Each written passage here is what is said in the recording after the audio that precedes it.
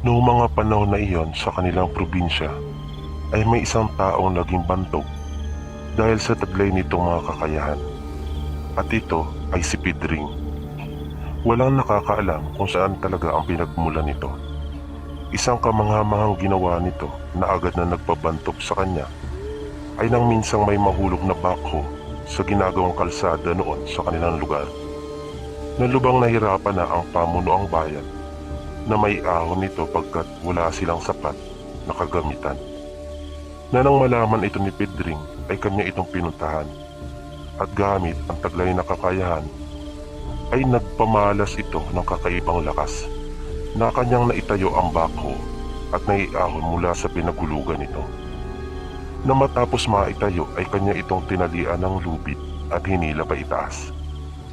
Na kapag ang iba pang nagkukwento ay sinulid lamang daw ang ginamit at hindi lubid, na medyo napangiti ako at nasabi kong sobra naman ang eksaherasyon ng ibang tao kapag magkwento. Pero nakakaaliw talaga makapakinig ng mga kwento lalo pangat mula sa mga matatanda. Nang masaksihan iyon ng mga taong naroon ay naging kilala si Pedring sa buong probinsya. May ilan ding nakapagsabi na ito ay madalas pumupunta sa isang mahiwaga at misteryosong isla na ang tawag ay Karatong. Nahugiskawa ito na nakataob kung titingnan mula sa itaas ng bundok. Na naging misteryoso ito pagkat mga engkanto di umano ang mga nakatira rito, na may halin tulad ito sa bantog na isla ng Biringan, na tuwing Biyernes Santo daw ay may lihim na lagusan itong dinaraanan papunta sa isla. Ngunit mas napukaw ang interes ko ukol sa mga karanasan nito tungkol sa mga aswang, na nang minsang nasa isang lamay daw ito ay nagulat ang lahat ng taong naroon, na mula sa kawalan ay bigla na lamang nitong dinakma ang nasa gilid ng ataol, na noong unay wala naman silang nakikita roon. Ngunit sa isang kisap mata ay may hawak-hawak na itong tao na hinihinalang aswang dahil na rin sa itsura at ikinikilos nito. At nang kanyang mahuli ito ay pinasuka ng pinasuka hanggang sa mailuwa nito ang sisiw na nasa kanyang katawan, na ang balak pala sana ay aswangin at palitan ang bangkay ng namatay.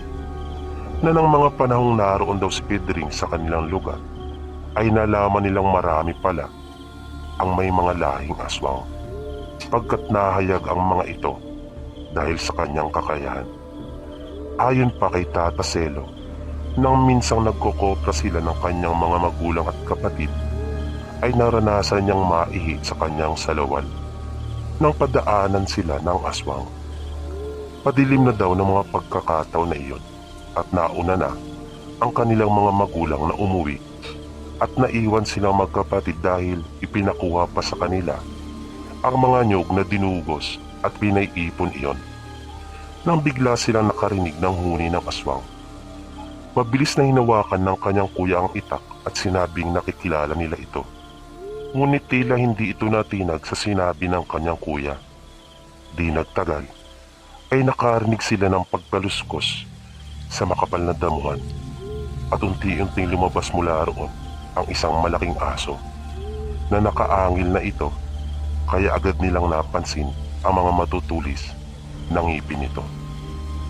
Nagsisigaw sila at nang akmang lalapit ito ay agad na silang tumakbo, na doon nga naramdaman ni Tata Selo na napaihi siya sa kanyang salawan sa sobrang takot. Di naman nagtagal at nakasalubong na nila ang kanilang mga magulang, na nang kanilang lingunin ang aso ay nawala na ito at isang ibong kulay itim ang lumipad mula sa lupa palayo. Dahil sa nangyaring iyon ay humingi sila ng tulong kay Pedring. Kaya kinaumagahan ay isinama sila ni Pedring. May pinuntahan sila na wala naman silang kaalam-alam na mag-anak kung saan ang kanilang tungo. Halos may 2 oras na rin silang naglalakad nang may matanaw silang isang bahay. Wala silang ideya kung ano ang pakay nila doon. Nang nasa harapan na sila ng bahay ay tinawag ni Pedring ang nasa loob. Nagmagandang araw din muna ito.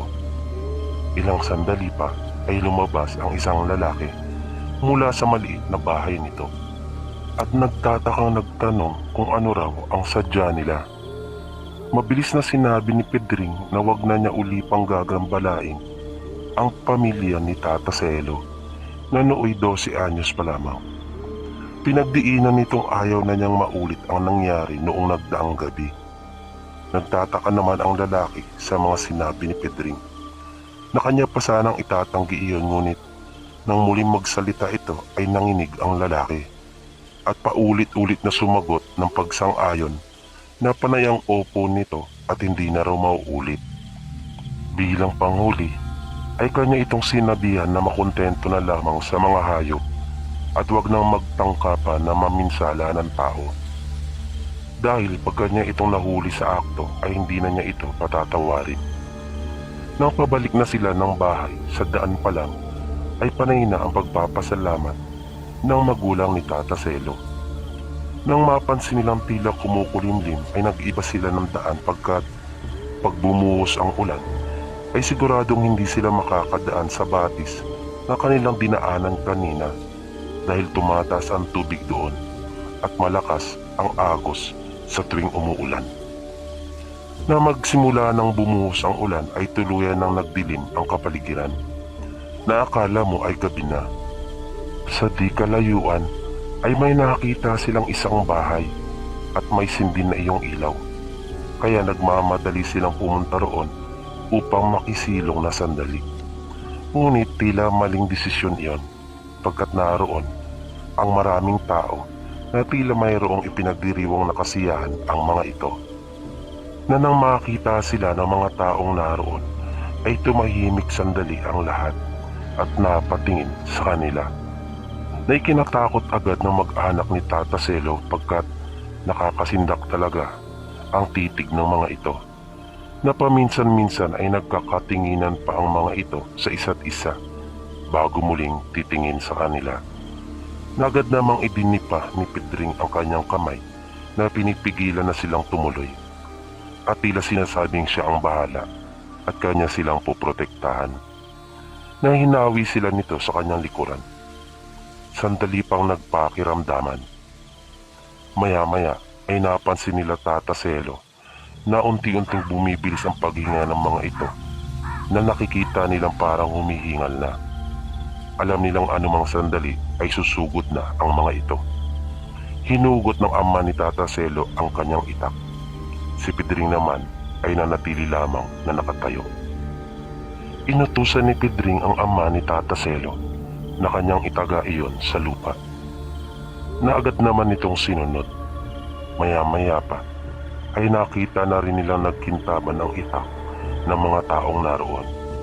At unti-unti nang lumalabas ang tunay na mga anyo nito na naging mabangis na ang kanilang mga mukha. Itinapon na ni Pedring ang dahon ng saging na kanilang tinagpas sa gilid ng daan na ginawa nilang pandong para sa ulan. Ganon din ang ama ni Tata Selo at hinayaan na nilang mabasa sila ng ulan. Sinabihan sila ni Pedring na tumakbo na at wag nang lilingon pa at susunod na lamang sila. Nagdalawang isip pa sila Tata Selo pagkat ayaw nilang iwanan ang kanilang ama. Nang mapansin iyon ni Pedring ay kanya na ring inutusan ang ama ni Tata Selo na samahan na sila at siya na ang bahala. Kaya nauna na sila. Mga ilang di pa lamang sila mula sa kinatatayuan ni Pedring ay nakita na nilang lumusob na ang mga aswang na animoy mga baliw na wala sa kanilang katinuan. Nasabay-sabay pa na iniangat ang kanilang mga itak at mabilis na tumatakbong papalapit kay Pedring. Nang biglang sumigaw ito ng ubod lakas at nakita nilang gumuhit ang kidlat at tumama iyon sa lupa. Na hindi na nito kailangan pang hugutin ang kanyang itak pagkat sa taglay pa lamang nitong kakayahan ay mga nagsiatrasa na ang mga ito. Natakot nang marinig pa lamang ang kanyang malakas na tinig. At ang pangyayaring iyon ay hindi makakalimutan ni Tata Selo na kahit nga ngayong may edad na siya ay malinaw na malinaw pa rin sa kanya ang mga tagpong iyon at ang kakaibang kakayahan ni Pedring na nang lumipas ang mga panahon ay nawala na lamang din ito doon sa kanilang lugar at wala nakakaalam kung saan ito nagtungo.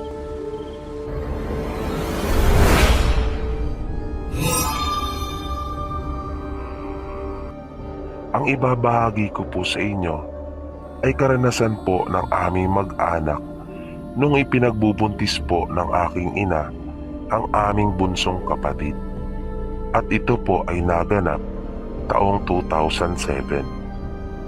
Doon po sa aming lugar ay may pinaghihinala ang mag-ina na aswang, na ang tawag po sa amin ng aswang ay mangtas. Ang mag-ina pong ito ay taga-kabilang purok. Ngunit noong mga panahon na malapit ng mga ang aming ina, ay madalas na po itong nakikita doon sa aming purok. Naluba po naming ipinag-aalala dahil sa tuwing ito po ay makakasalubong ng aming ina, ay napapakong talaga ang titig nito sa tiyan niya. Na ang tanging nagiging reaksyon na lamang ng aming ina ay hinahawakan niya ang kanyang tiyan at iniiwanan niya ito ng matalim na titig. Minsan habang nasa labas kaming tatlo ng aking ama't ina ay nagulat na lang kami nang marinig namin ito nang mauntog sa puno ng Madre de Cacao na nasa amin pong bakuran. Dahil doon ay napatingin kami sa kanya at panandali ang hindi nakapagsalita. Nang nagpatuloy siya sa paglakad, tinanong ko siya kung saan ang kanyang punta, pagkat walang daanan doon. Na napangiti naman ito ng hilaw sa pagkapahiya at sinabing nauntog daw siya. Sinabi nito na ang buong akala daw niya ay may daanan pa doon, pagkat may bukal sa unahan ng aming bahay na dating pinag-iigiban ng mga taga roon sa amin.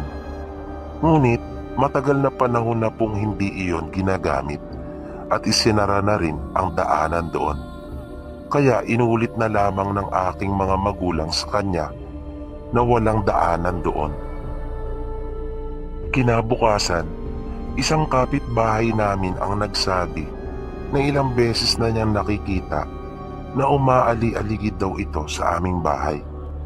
At minsan nga ay kanya na itong sinita at tinanong kung sino ang kanyang hinahanap at kung ano ang kailangan nito.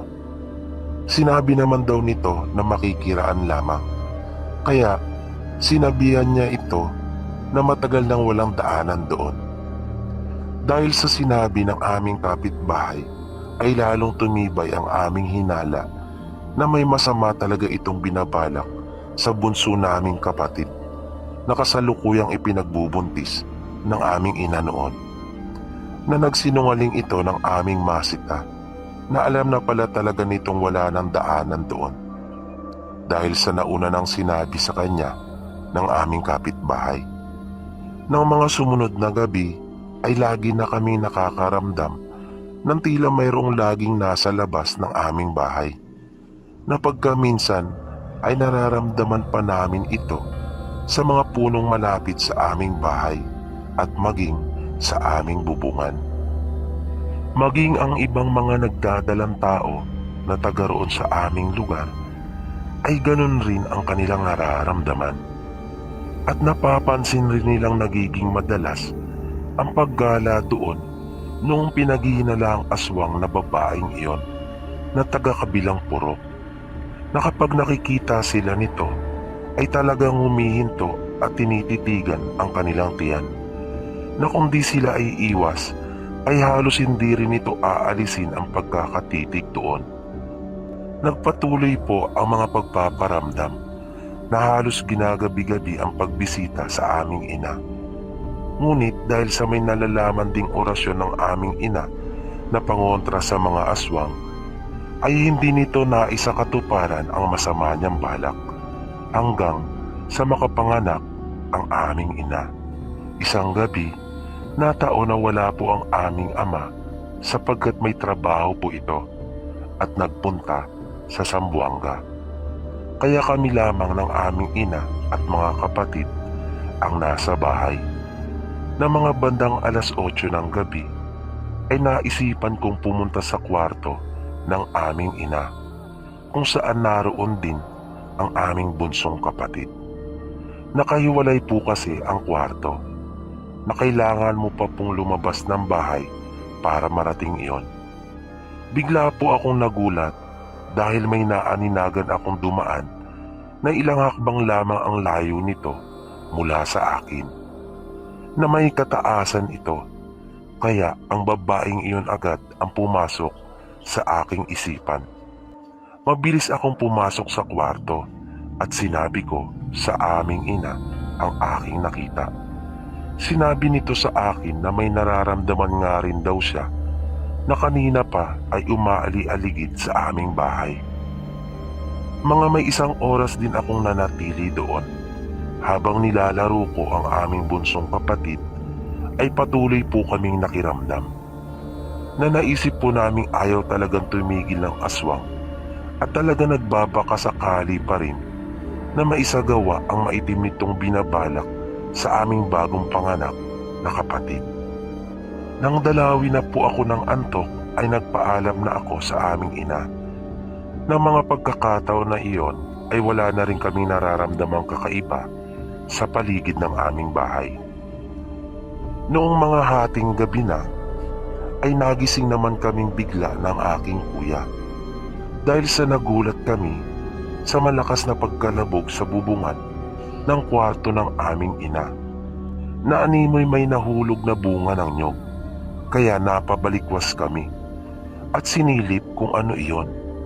Kita namin ang bubong ng kwarto sa aming kinalalagyan. Nang wala kaming makita ng kuya ko, ay sinubukan pa niyang kunin ang flashlight at inilawan iyon. Ngunit wala pa rin kaming nakita. Kaya nagpasya kaming puntahan ang aming ina sa kanyang kwarto.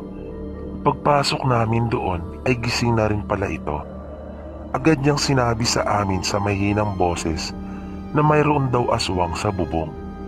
At kanina pa raw ito naroon, na tila humahanap ng tamang pagkakataon. Dagdag na saad pa ng aming ina ay narinig pa niya ang pagaspas nito. Kaya naisip naming marahil ay may pambulag na ginamit ang aswang, pagkat di namin ito nakita sa bubungan. Ngunit nararamdaman ng aming ina ang presensya nito. Sabi pa ng aming ina ay narinig pa nga daw niyang umihi ito mula sa bubungan, na malakas pa nga di umano ang pagpatak ng ihi nito sa lupa. Dahil sa aming narinig ay lumabas kami ng aking kuya at sinilip ang bahaging sinasabi ng aming ina kung saan niya narinig na umihi ang aswang mula sa bubungan. At laking gulat nga namin nang makita ang malaking marka ng basa sa lupa sa tapat ng gilid ng bubong. Nagad kaming naniwala sa sinabi ng aming ina pagkat ni ambo ng pagkakataon na iyon ay wala. At tanging doon lamang sa tapat ng gilid ng bubong mayroong basa. Kaya aming binulabog ang bubungan. At maya-maya nga'y nakarinig kami ng isang malakas na pagaspas na may lumipad na palayo mula sa amin pong bubungan. Matapos po iyon ay doon na po kami natulog ng kuya ko upang samahan ang aming ina at bunsong kapatid.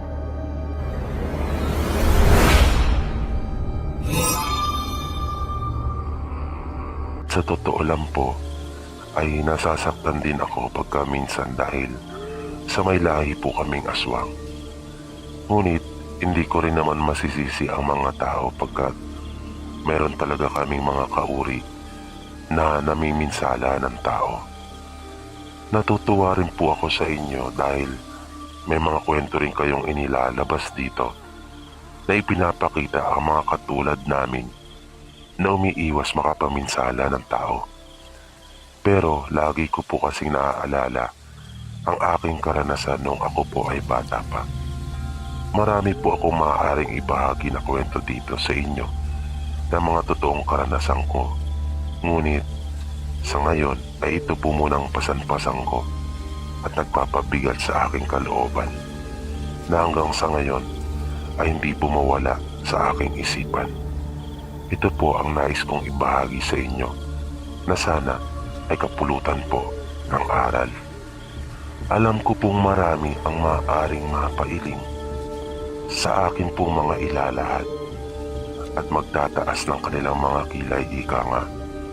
Ngunit nasa inyo na po iyan kung kayo ay maniniwala o hindi sa inyong mga mapapakinggan. Ang edad ko po noong mga panahon na iyon ay 12 anyos. Samantalang ang nakababata kong kapatid ay kasing edad ko lamang po dahil kami po ay kambal. Sa probinsya po kami noon nakatira at sa bulubunduking bahagi po ang aming tahanan. Simula po na magkaisip kami ay wala na po kaming kinabis ng nanay. Ang sabi ng aming ama, namatay daw ito sa panganganak sa amin. Mahal na mahal po kami ng aming ama at napakasipag po niyang talaga. Maaga po lagi itong nagigising na dumidiretso na po ito sa bukid at madilim na po kapag umuwi. Di po kami nakapag-aral. Tinuturuan lamang kami ng aming ama kung paano ang bumasa at sumulat. Gayon din ang pagbilang. Noong mga panahon na iyon ay hindi pa namin alam ang dahilan kung bakit ayaw kami papasukin ng aming ama sa paaralan. Ang trabaho namin sa araw-araw ay asikasuhin ang mga alaga naming hayop at ang garden ng mga gulay na malapit lamang sa aming bahay. Habang ang aming ama naman ay abalang lagi sa araw-araw sa pagtatanim ng palay at mais sa bukid na pinapalitan minsan ng tanim na mani at malapad din ang kanyang tanim na balinghoy, mas kilala sa Tagalog na kamuting kahoy. At dumarami na rin ang puno ng nyug na sakop ng aming lupa. Talaga pong napakasipag ng aming ama. Minsan nang umuwi ito sa bahay ay malalim na ang gabi at nakatulog na ang aking kakambal na si Narding. Naabutan niya akong nag-aabang sa may pinakabalkonahe ng aming bahay. Maliit lamang ang bahay namin na isa itong tipikal na bahay sa bulubunduking bahagi ng isang probinsya. Pagpasok niya sa bahay ay agad akong nagmano. Hinanap naman niya ang aking kapatid. Sinabi ko na natutulog na ito at tinanong ko siya kung ipaghahain ko na ba ng pagkain. Ngunit sinabi niyang hindi na at magpapahinga na lamang daw siya. Nang tatalikod na ang aking ama at pupunta na sa kanyang silid, ay napansin ko ang balahibo ng manok sa kanyang bibig. Kaya sinabi ko iyon sa kanya. Medyo nagulat naman ito at agad na pinahid iyon. At sinabing nakuha niya raw iyon marahil nang silipin niya sa pugad kung ilan ang itlog ng naglilimlim naming manok. Nabaliwala naman sa akin yun kaya agad na akong tumabi sa aking kapatid upang matulog na rin. Nang sumunod na gabi, hindi ko tiyak kung mga ilang oras na akong nakatulog. Nagising ako pagkat nakaramdam ako ng matinding init na napakamaalinsangan ng aking pakiramdam. Gayong likas na malamig ang aming lugar sa gabi. Dahil na rin sa malakas na simoy ng hangin at napapaligiran ng aming bahay ng mga halaman at puno. Kaya naupo akong sandali. Hindi ako mapakali. Kaya naisipan ko ng bumangon. Paglabas ko ay nakita ko na maliwanag ang buwan at bilog na bilog ito. Natila humanga ako dito at namangha sa unang pagkakataon na nagtaka din ako sa aking sarili pagkat hindi naman iyon ang unang beses na makita ko ito. Pero nang sandaling iyon ay talagang halos ayaw kong alisin ang aking pagkakatitig dito. Kaya lumakad pa akong palayo sa aming bahay na parang gusto kong mapalapit pa sa buwan. Ilang sandali pa ay naagaw ang aking atensyon nang makarinig ako ng isang mabangis na hayop na humahangos. Nang sundan ko ang pinanggagalingan ng tunog, ay papunta iyon sa likod ng aming bahay, doon sa may mga puno ng abukado at kasoy. Dahan-dahan akong lumapit upang alamin kung ano ang lumilika ng tunog na iyon. Nagulat ako sa aking nasaksihan na kahit nakatalikod ito ay hindi ako maaaring magkamali. Iyon ay ang aming ama na may kinakain itong buhay na manok na animoy gutom na gutom ito. Na nang mapansin nito ang aking presensya ay mabilis itong napalingon sa akin. Kaya nakita ko kaagad ang nakakatakot nitong itsura, lalo na ang mga mata nito na akala mo'y pinuno ng dugo sa pagkapula, na lalo pang naging kasindak-sindak dahil sa mga dugo ng manok na nagkalat sa kanyang bibig. Mabilis akong tumakbong pabalik sa loob ng aming bahay. Nagtalokbong ako ng kumot at takot na takot.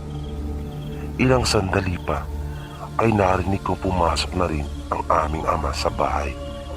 Maya-maya ay naramdaman kong nakatayo na siya malapit sa akin. Di ako kumilos. Di nagtagal ay narinig ko ang kanyang tinig na sinasabing may dapat daw akong malaman. At marahil ayun na di umano ang tamang panahon. Dahil sa aking narinig ay dahan-dahan kong ibinaba ang kumot at tumambad sa akin ang aking ama na nagkalat pa ang mga dugo at balahibo ng manok sa kanyang bibig. Ipinagtapat niya sa akin na may lahi kaming aswang, ngunit sinisikap na huwag makapaminsala ng tao, na yun din raw ang isang dahilan kung bakit di niya kami pinapasok sa paaralan. Nagpatuloy ang aming ama sa pagpapaliwanag sa akin. Kinaumagahan ay kanya na rin kinausap ang aking kakambal at ipinagtapat na rin dito ang lihim ng aming pamilya. Ipinakita niya rin sa amin mula sa baul ang mga matatanda at sinaunang aklat na nagtuturo ng mga itim na karunungang lihim. Sa bawat araw na lumipas ay nagpatuloy ang aming buhay na katulad din naman sa dati. Ngunit kalinsabay nito ay unti-unti na rin niyang hinuhubog ang aming mga kakayahan upang kung kami man ay abutan na at sumpungin ng aming pagkaaswang ay alam na raw namin ang aming gagawin. Itinuro ng aming ama ang iba't ibang karunungan na kanyang nalalaman mula sa anting-anting kung paano maiiwasan ang pananakit ng sinuman at mga kakayahan sa pagsila ng aming makakain. Ano pat ang bawat araw namin ay naging masaya at kapanapanabik pagkat marami kaming natututunan at nadaragdagan ng aming mga kakayahan na hindi kayang gawin ng isang karaniwang tao. Ngunit malinaw ang bilin ng aming ama na wag namin iyong gagamitin sa kasamaan at kung maaari pangaraw ay gamitin iyon sa pagtulong sa mga karaniwang taong nangangailangan at sa paggawa ng kabutihan. Sa lahat ng aming natutunang magkapatid, ang pinakanagustuhan namin ay ang karunungan na pambulag na kaya namin maglaho sa isang iglap at ang panggagaya at pagpapalit ng anyo na kaya naming maging kawangis ng mga hayop. Nang araw na ituro iyon sa amin ay talaga namang sabik na sabik kami na matutunan iyon ng aking kapatid. At nang ipagawa nga iyon sa amin ng aming ama ay talagang tuwang-tuwa kami. Mga ilang araw din ang binuno namin bago ganap na matutunan ang mga karunungang iyon. Minsan ay nagpaalam ang aming ama na pupunta daw ito sa bayan at dahil malayo ang sa amin, maaga pa lamang ay umalis na siya. Binilinan niya kami ng aming mga gagawin noong araw na iyon at muling ipinaalaala na huwag gamitin ang aming mga nalalaman kung hindi naman kailangan. Naging malinaw naman sa amin ang lahat ng kanyang mga bilin. Tandang-tanda ko pa ang araw na iyon. Sinabi ko sa aming ama na bilhan kami ng bagong tsinelas pagkat putput na. At kung kaya pa ng kanyang pera ay bilhan niya ng bagong damit ang aking kakambal. Na pumayag naman ito at sinang-ayunan ang aking sinabi. Nang maggagabi na ay wala pa rin ang aming ama. Nakapagsaing na rin kami.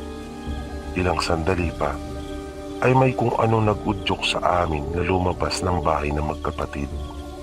At agad kaming namangha at lubos na humanga sa ganda ng buwan. Dahil doon ay sinabi ko sa aking kapatid na kami ay maglaro.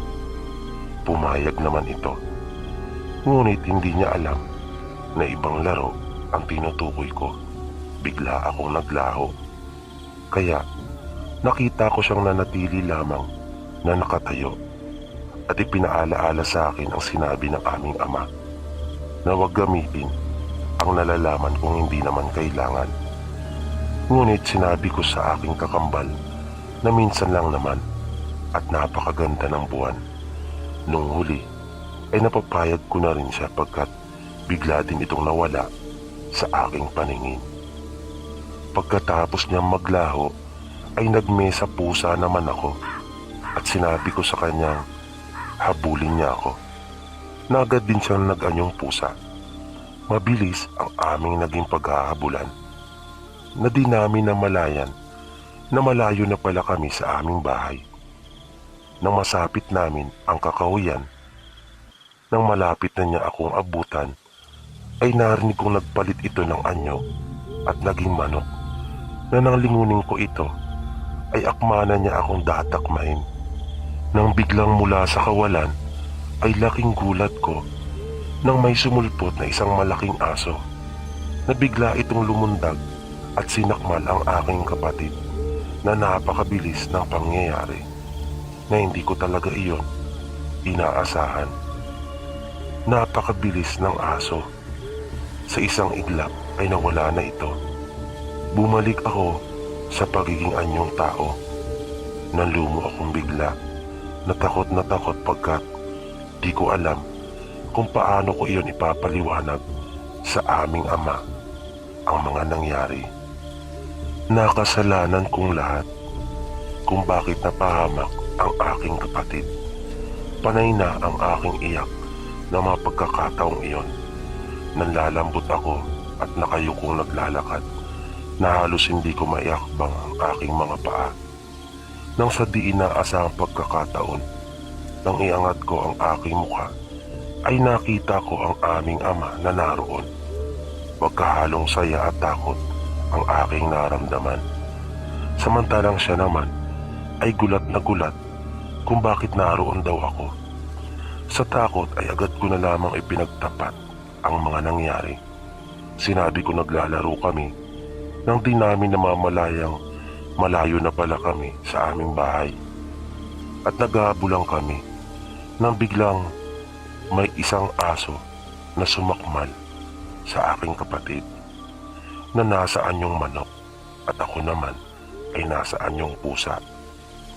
Nabakas ko ang matinding pagkagulat sa aking ama. Sinabi kong hanapin namin ang aso at baka makita pa namin ang aking kapatid. Ngunit tila kandila ito na naupos, na napaupo sa lupa. Nahawak-hawak niya ang kanyang ulo. Panandali ang tumahimik. Ilang sandali pa ay nagsalita ito na nakita kong nangilid na ang mga luha sa kanyang mga mata. Tinanong niya ako kung kami daw iyon, na kanyang kinukumpirma ang aking ipinagtapat na naghahabulan bilang isang pusa at manok. Kaya sumagot ako at sinabing opo. Tuluyan ng umiyak ang aking ama na napasigaw pa ito ng ubod lakas at umalingaw-ngaw ang tinig nito sa gitna ng kagubatan. Habang naglalakad kaming pauwi, ay nalaman ko na ang ama pala namin ang aso na siyang sumakmal at kumain sa aking kapatid, na naisipang manila muna ng pagkain bago tuluyang umuwi sa amin. Habang pauwi kami, ay tila wala pa rin ito sa kanyang katinuan. Dahil sa pagod pagdating ng bahay, ay nakatulog kaagad ako, habang ang aking ama naman ay nasa balkonahe at nakatanaw sa malayo. Kinaumagahan pagising ko, ay hinanap ko pa ang aking kapatid. Nang magbalik sa aking alaala ang lahat, ay naimasmasan ako. Wala na nga pala ito. At dahil iyon, sa katigasan ng aking ulo, muli akong napaiyak. Na naging masuwayin ako sa aming magulang. Ilang saglit pa, lalong nadagdagan ang sakit na aking nararamdaman nang makita ko sa aming balkonahe na nakahandusay ang aking ama, na wala na rin itong buhay. Halos magsisigaw ako sa pag-iyak. Di ako makapaniwala sa aking mga nakikita. Inilibing ko ang aming ama, malapit lamang doon sa aming bahay. Sinunog ko na rin ang lahat ng mga kagamitan ni ama na may kinalaman sa pagiging aswang. At naglakas loob akong lumapit sa isang guro sa paaralan na pinakamalapit sa amin, at ako ay nagpatulong na isa pala iyong aktibong miyembro ng isang relihiyon. At noong huli nga ay tuluyan ko na pong tinalikuran ang pagiging aswang. Ngunit dala-dala ko pa rin sa aking puso ang bigat ng pagkawala ng aking mga mahal sa buhay.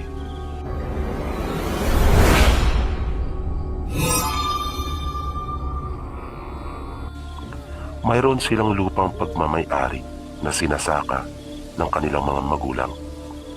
Pangalawa siya sa kanilang 4 na magkakapatid. Kapwa masipag ang kanilang ama't ina.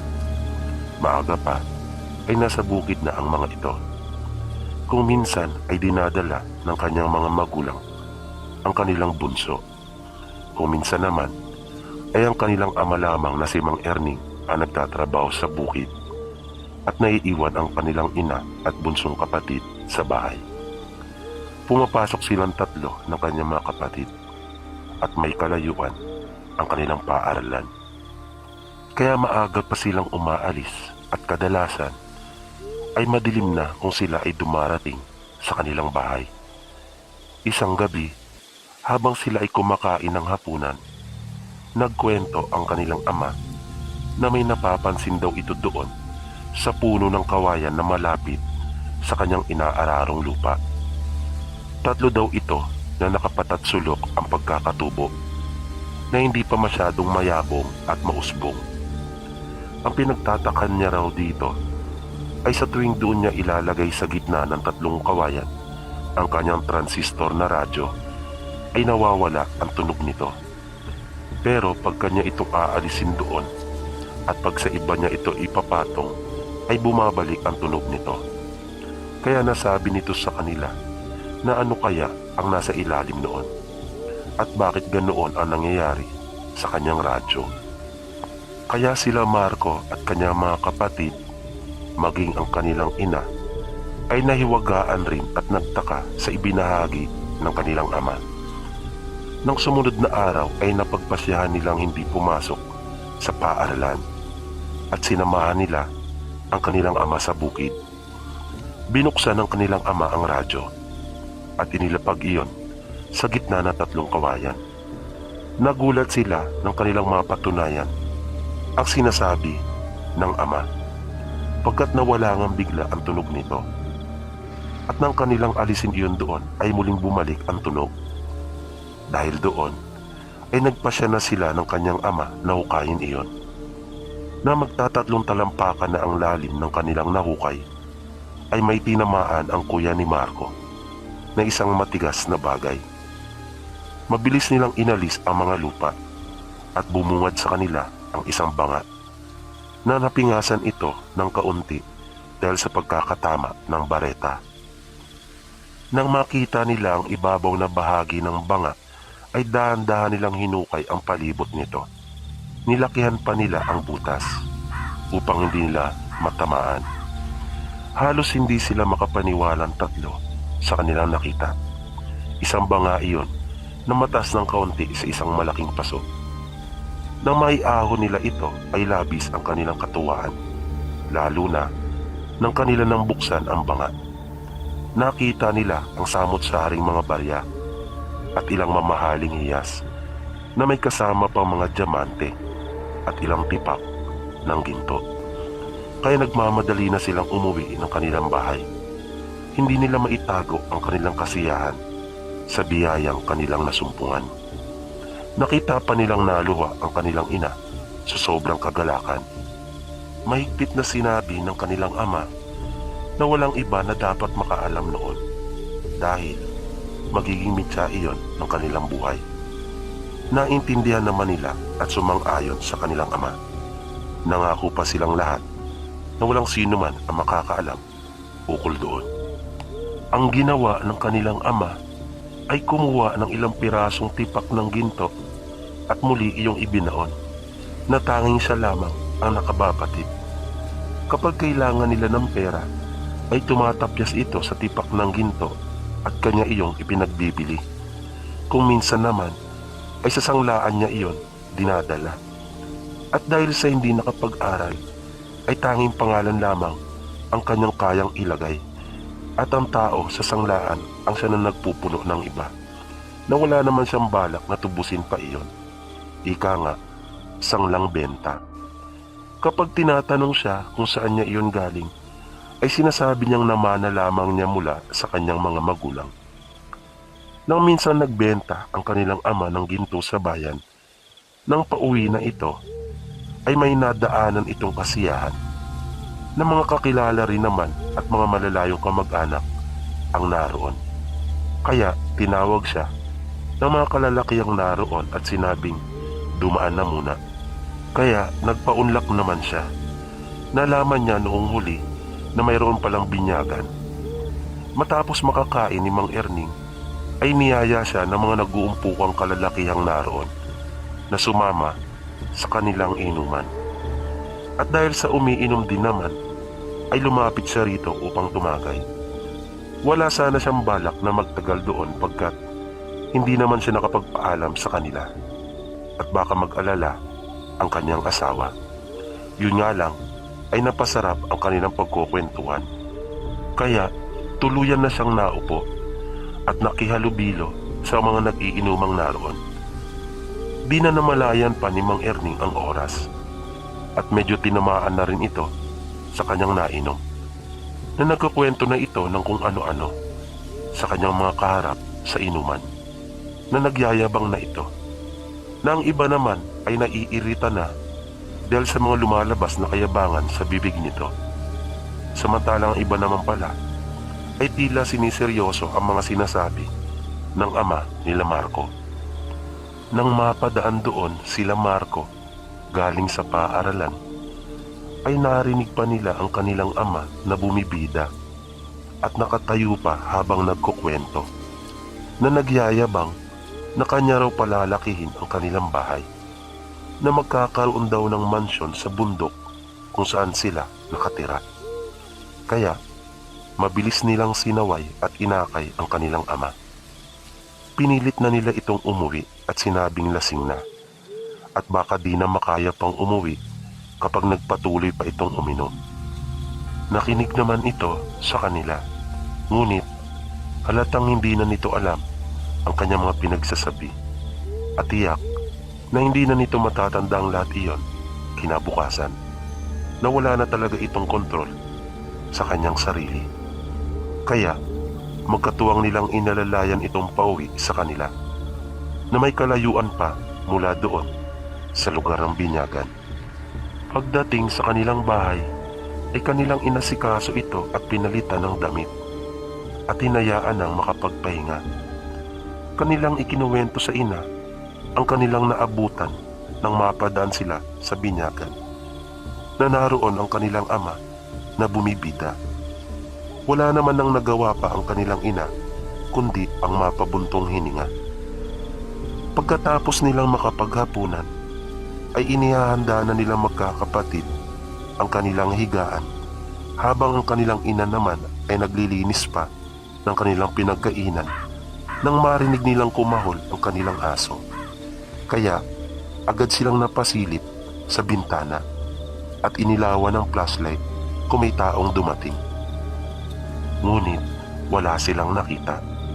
Maya-maya, ang pagkahol ng kanilang aso ay napalitan ng pag-alulong na pinagalitan pa at sinigawan ng kanilang ina pagkat kinilabutan ito. Ilang sandali pa, nang nakalatag na sila Marco at ang kanyang kuya, ay nakaramdam sila ng mga tila lumalakad sa labas ng kanilang bahay. Kaya, tinakbo nila ang kanilang pinto at bintana. Isinara nila iyong mabuti. Di nagtagal, nakarinig na sila ng mga huni ng wakwak. Kaya tinawag nila ang kanilang ina. Nakaramdam sila ng matinding takot. Naramdam nilang nasa bubungan pa nila ang iba. Mabilis na kinuha ng kanilang ina ang isang tsinelas na goma ng kanilang kapatid at agad na sinindihan iyon. Ilang minuto lang ay nawala na ang mga kaluskos at huni ng mga ito. Kaya matapos mapakiramdam ang wala na ang mga ito, ay natulog na sila. Ngunit kinaumagahan ay nagising sila sa sigaw ng kanilang ina pagkat nakita nila na napakaraming laway sa tabi ng kanilang ama na kung susuriin ay tila umawas iyon mula sa kanyang tenga. Na bagaman naglalaway talaga ang kanilang ama kung matulog, ay imposibleng laway niyang lahat iyon. At paano naman makaaabot sa kanyang tenga ang sarili niyang laway? Kaya wala nang duda ang kanilang ina na inaswang ang kanilang padre de familia na noong mga oras na iyon ay wala na itong malay. Ngunit nakikita pa nilang humihinga ito na nasabi ng kanilang ina na yan na nga ba daw ang kanyang kinakatakutan dahil sa kayabangan. Si Marco at kanyang ina ay umalis at lumapit sa kamag-anak na manggagamot. Pagdating nila sa bahay ng kanilang kamag-anak, sinabi niya agad ang kanyang pakay. Ngunit tila di nito pansin iyon, bagkos ang inuungkat ay ukol sa kayamanan kanilang nahukay, na kanya namang pinabulaanan iyon. Sinabi pa nito sa kanya na kung kanya siyang babahagi na noon ay kanyang gagamutin ang asawa nito. Ngunit kung hindi ay wala siya magagawa. Gustuin man niyang pumayag sa iniaalok nito, ngunit di naman niya alam kung saan ibinaon ng kanyang asawa ang banga. At naisip niyang lalo lang silang malalagay sa peligro kung aaminin niya. Ngayon pa nga lang ay matindi na ang pagnanasa at paghahangad ng mga ito, lalo na kung aminin na niya. Kaya sa inis ay umalis na lamang silang mag-ina. Pagdating nila sa bahay ay wala pa ring malay ang kanyang asawa. Kinagabihan ay naulit ang pagbisita ng mga aswang na tila mas dumarami ang mga iyon. Dahil doon ay hindi na sila natulog pa. Buong gabi silang nagsaboy ng asin at nagpausok ng goma ng tsinelas pagkat baka malinlang na naman sila ng mga ito na kunyari ay wala na at maghihintay lamang pala ng tamang tiyempo at sila ay aaswangin. Kinaumagahan ay pare-parehong lumulutang ang kanilang pakiramdam dahil sa mga wala silang tulog. Noong umaga na iyon ay marami ang pumunta at nag-aalok ng kanilang tulong kapalit ng kayamanan na patuloy naman nilang itinatanggi. Na mga magtatanghali habang naghahanda sila Marco ng pagkain ay nagulat na lamang sila sa isang malakas na palahaw ng kanilang ina. Nang punta nila ito ay nakita nilang nakayakap na ito sa kanilang ama na hindi na humihinga. Tuluyan nang hindi pumasok sila Marco at mga kapatid sa kanilang paaralan. Hindi na nila pinatagal pa ang burol ng kanilang ama. Kahit na nakaburol ang kanilang ama, ang laging sentro ng usapan ay ang tungkol sa kayamanan, na sinisisi pa sila na bakit di na lang daw ibahagi nang gumaling pa sana si Mang Erning. Nasabi naman ng kanilang ina na paano nga ibabahagi ang isang bagay na wala naman. Na sa loob-loob niya ay sinasabi lang ng mga yan ang ganon, pero pag naandyan na ay baka mas masaul pa ang gagawin ng mga ito sa kanila. Matapos mailibing ang ama ay hindi sila tinantanan ng mga gumagambalang aswang sa kanila tuwing gabi.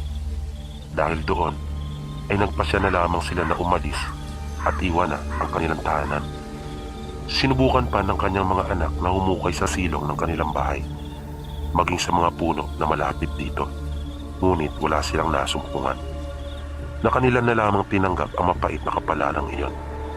Natatay nila ang nakatuklas, ngunit siya rin ang muling nagtago, na iyon pa ang naging dahilan ng kanyang pagkamatay. Nang masaya pa nilang pamumuhay ay napinsala. Nang minsang bumisita silang magkapatid sa kanilang lugar, ay nakita pa nila kung paano persahang pinasok ng mga tao ang kanilang bahay at tinukay ang kanilang silong, na naroon pa ang mga pinagukaya ng mga ito, na maging sa kanilang bakuran ay halos mapuno ng butas sa kakahanap sa nasabing banga ng kayamanan.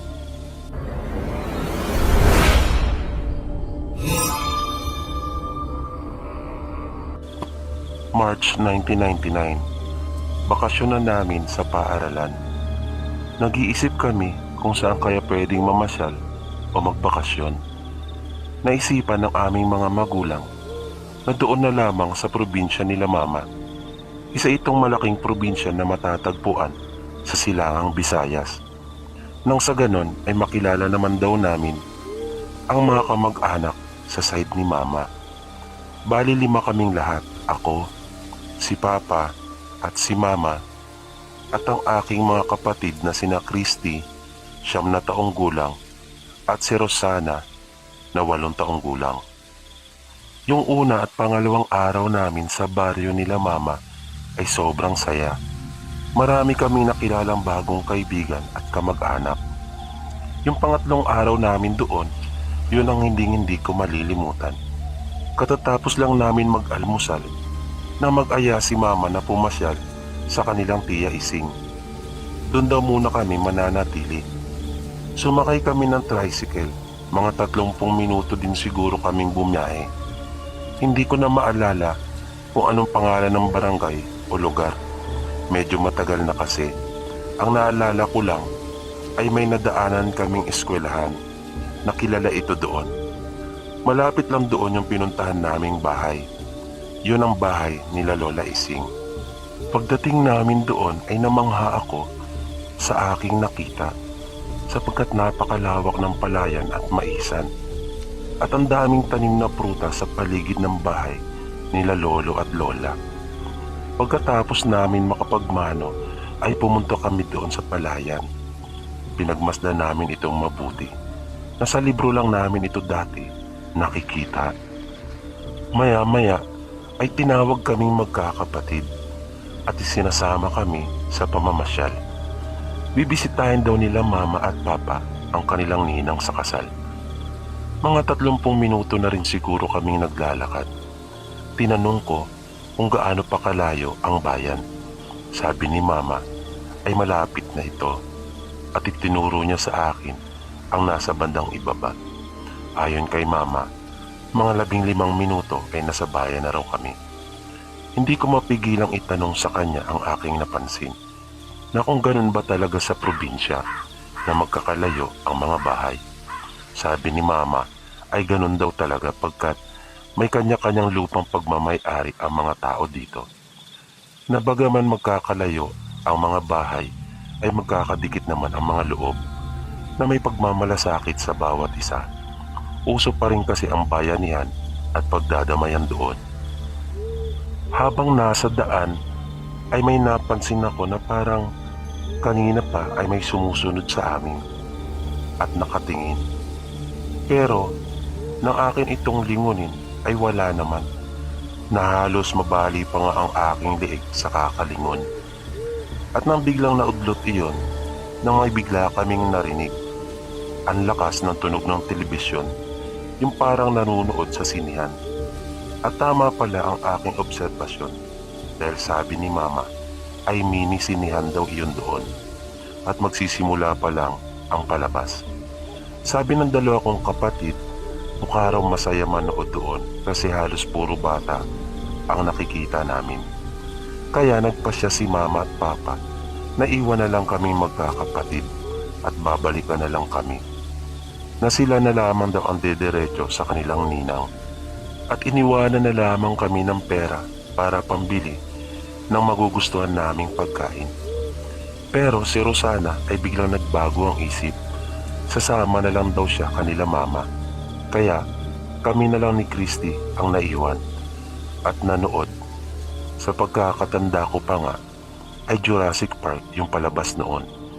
At VHS pa ang gamit pagkat hindi pa noon uso ang CD at DVD. Ilang oras na ang lumipas ay wala pa rin sila Mama. Na nakapagmeryenda na kamit lahat ay hindi pa rin sila dumarating. At malapit na rin magtakip silim. Wala na rin palabas sa TV pagkat pinatay na iyon ng may-ari. Wala na rin kami mga kasama maliban sa mga taong nakatira doon. Nag-aalala na ang aking kapatid ng mga oras na iyon na baka kung ano na ang nangyari kanila Mama at Papa. Kaya nagpasya na ako na umuwi na kami habang maliwanag pa. Mga 20 minuto na rin kami naglalakad paakyat pauwi sa bahay nila Lola Ising. Noong mga oras na iyon ay kanina ko pa napapansin na parang may sumusunod na naman sa amin. Natatakot na ang aking kapatid lalo't dumidilim na. Na makalipas nga ang ilang minuto ay ganap ng madilim at ang tanging liwanag na lamang ng buwan ang tanging siyang gumagabay sa aming daan. Ilang sandali pa ay may napansin akong malaking ibon. Akala ko ako lang ang nakakita, ngunit napansin din pala iyon ng aking kapatid. Takot na si Christy kaya agad kong hinawakan siya sa kamay. At ang sabi ko sa kanya ay wag na siya mag-alala dahil malapit na kami sa bahay ng aming lolo at lola. Napilit kong pinalalakas ang loob niya pero ang totoo ay matinding takot na rin ang nararamdaman ko. Ngunit kailangan ko maging matapang at paglabanan iyon para sa aking kapatid. Tuloy-tuloy lang kami sa aming ginagawang paglakad. Nang lingunin ko ang aming likuran ay wala na ang ibon. Sa di kalayuan ay napansin ko ang kawayan na tila sumasayaw ito. Napapalit-palit sa kanyang pagpaling sa kanan at kaliwa. At nang padaan na kami sa tapat nito ay may malakas na huni kaming narinig. Napalingon akong bigla sa pinanggalingan ng tunog. At kitang-kita ko sa itaas ng mga kawayan ang isang napakalaking itim na ibon. Gulat na gulat ako at nasindak na hindi ko kaagad na ialis ang aking paningin roon. Tila nahimasmasan lamang ako na magtanong ang aking kapatid na si Christy. Sisilipin din sana niya kung ano ang aking nakita ngunit pinigilan ko na ang kanyang mukha. At mabilis ko siyang inilagay sa aking kaliwa, sabay sigaw ng takbo.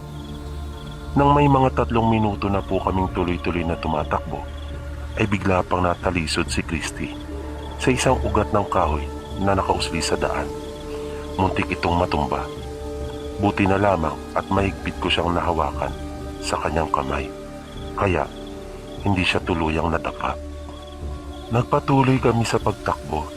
Biglang nagsalita si Christy na naiwan daw niya ang isa niyang tsinelas. Sinabi kong hayaan na niya iyon at huwag siyang lilingon. Nagpatuloy lang kami. Hindi ko na rin alam ng mga pagkakataon na iyon kung may sumusunod pa ba sa amin. At sa awa nga ng Diyos makalipas ang ilang minutong pagtakbo ay nakarating na rin kami sa bahay nila Lolo at Lola. Nakita namin si Lolo sa labas ng bahay sa may biranda. Tinatawag namin ito ngunit mukhang tulog. Kaya inuga-uganan upang sabihin sa kanya ang aming nakita.